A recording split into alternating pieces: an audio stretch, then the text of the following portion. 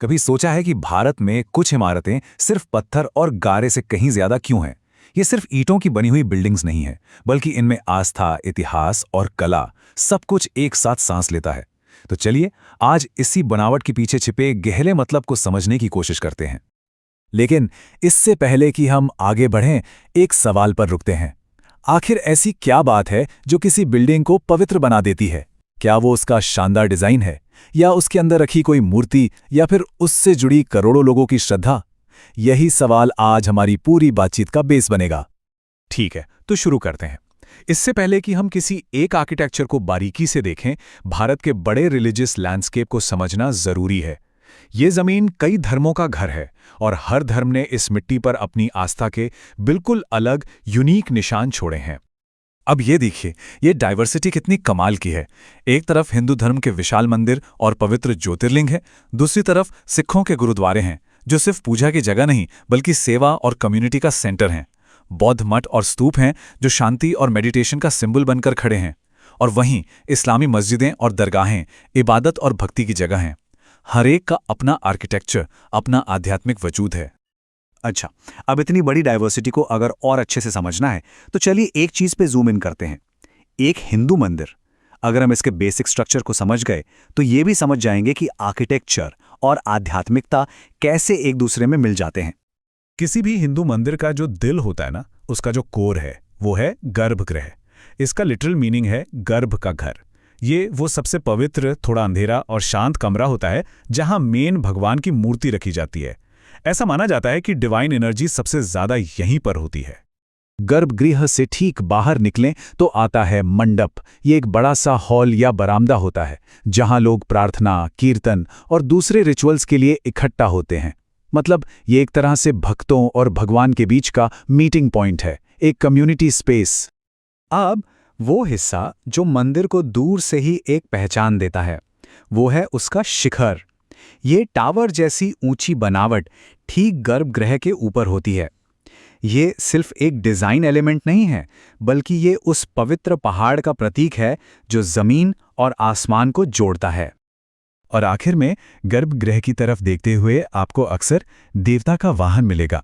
ये उस देवता की सवारी है, जैसे शिवजी के लिए नंदी बैल या विष्णु जी के लिए गरुड़। ये हमेशा अपने भगवान की ओर देखते हैं, जो कि शाश्वत भक्ति और सेवा का प्रतीक है। तो हमने मंदिर के बेसिक एलिमेंट्स तो समझ लिए, लेकिन असली जादू तो तब शुरू होता है जब हम देखते हैं कि भारत के अलग अलग कोनों में इसी बेसिक ब्लूप्रिंट को कितनी खूबसूरती से अलग अलग स्टाइल्स में बनाया गया है। मोटे तौर पर देखें तो भारत में 3 मेन टेम्पल आर्किटेक्चर स्टाइल्स हैं। नॉर्थ इंडिया में आपको नागा स्टाइल दिखेगा, जिसकी पहचान उसके ऊंचे और कर्व वाले शिखरों से होती है। साउथ में कृष्णा नदी से कन्याकुमारी तक द्रविड़ा स्टाइल का राज है, जिसकी खासियत उसके पिरामिड जैसे सीढ़ीदार शिखर और बड़े बड़े गेटवेज यानी गोपुरम है। और इन दोनों के बीच सेंट्रल इंडिया में वेसरा स्टाइल बना, जो इन दोनों का एक बहुत ही खूबसूरत मिक्सचर है। इन स्टाइल्स में जो सबसे बड़ा और कह सकते हैं कि सबसे मजेदार फर्क है, वो है इनके शिखर की बनावट में।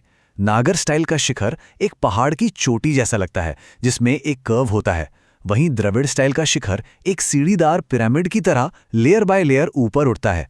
सोचिए, एक ही आइडिया को एक्सप्रेस करने के कितने अलग अलग आर्टिस्टिक तरीके हैं।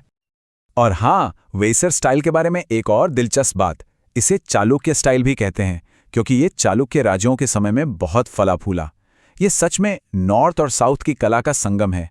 ये स्टाइल्स की डाइवर्सिटी हमें दिखाती है कि कैसे एक ही आस्था भारत की कल्चरल रिचनेस के साथ मिलकर अलग अलग रूप ले लेती है। लेकिन आर्किटेक्चर की इन टेक्निकल डिटेल्स से हटकर इन पवित्र जगहों का एक इंसानी पहलू भी है।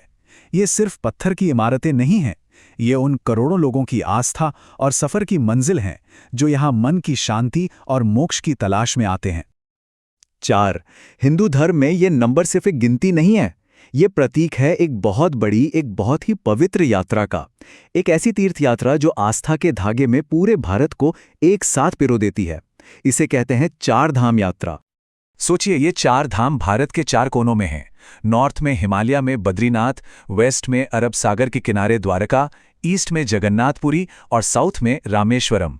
ये सिर्फ 4 मंदिरों की यात्रा नहीं है, ये एक तरह से पूरे भारत की आध्यात्मिक और सांस्कृतिक परिक्रमा है। तो सवाल उठता है कि इस महान यात्रा का असल मकसद क्या है। जैसा कि कहा जाता है, इस यात्रा को बेहद पवित्र माना जाता है। मान्यता ये है कि जो कोई भी इन चारों धामों के दर्शन कर लेता है, उसे जन्म मृत्यु के चक्र से मुक्ति यानी मोक्ष का रास्ता मिल जाता है। तो हम घूम फिरकर वापस उसी सवाल पर आते हैं जिससे हमने शुरुआत की थी, लेकिन अब एक नई समझ के साथ। वास्तुकला आस्था को आकार कैसे देती है।